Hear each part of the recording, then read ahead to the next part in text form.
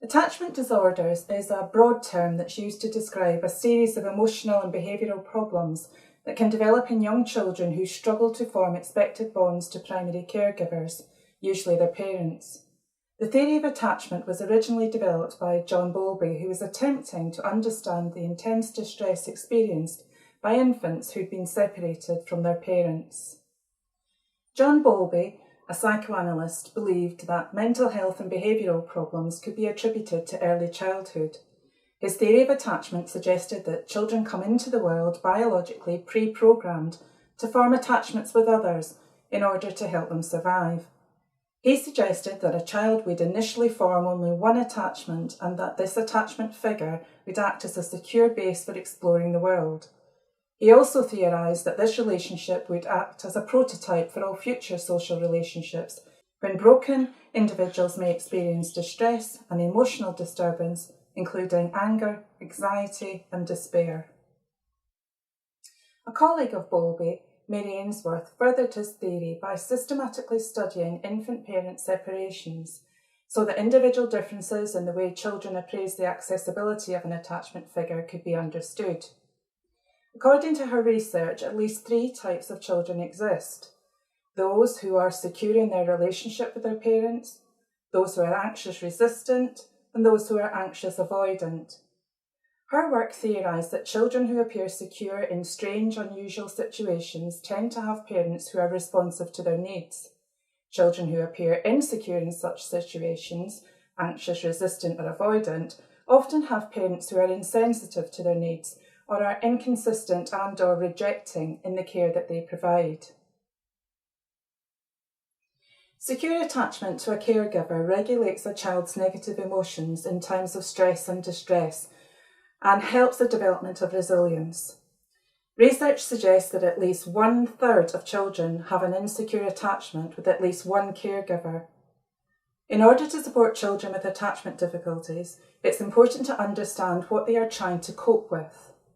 This might include a fear of rejection and abandonment, a strong survival instinct to be in control and unwillingness to let others control situations, feeling a sense of helplessness, having experienced repeated losses, often sudden and unexpected, feeling an intense need to please whilst pretending they don't care, having different levels for each aspect of their development, experiencing frequent overwhelming emotions, for example, panic, rage, grief, or excitement, constantly checking their environment for danger and focusing on trying to feel safe.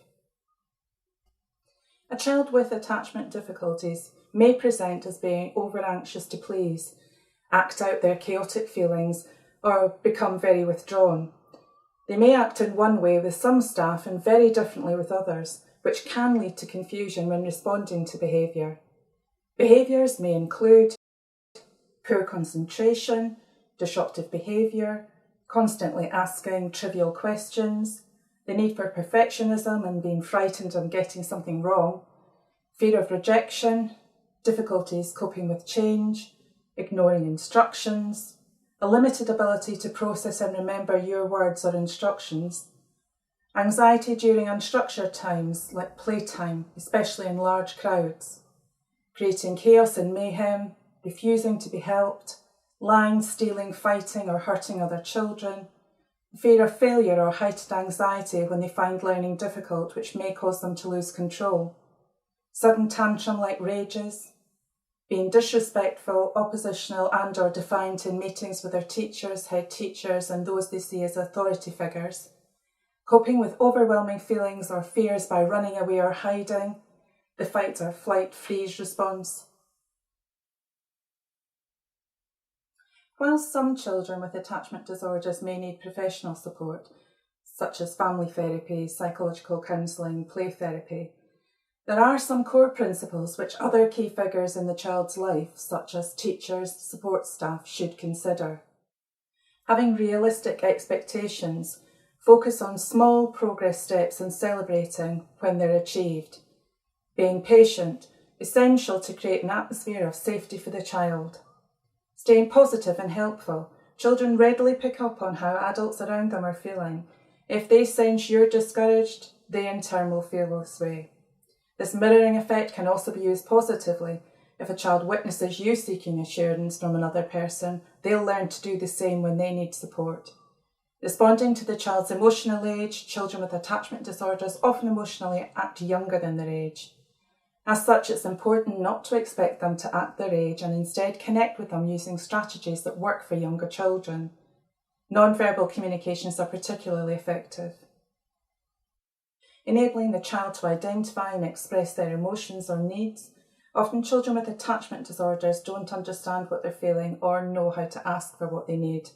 It's important to reinforce the idea that feelings are okay, but essential to explain and demonstrate how to appropriately express them. For example, that it's okay to feel angry, but telling someone is a healthier and acceptable way to express the emotion than hitting or acting out. Setting clear limits and boundaries. Consistent boundaries make life more predictable and less frightening, particularly to children with reactive attachment disorders. Be clear about your expectations of them, what behaviour is unacceptable, and what the consequences of disregarding rules will be. This consistency also teaches the child that they're able to have more control over what happens in situations.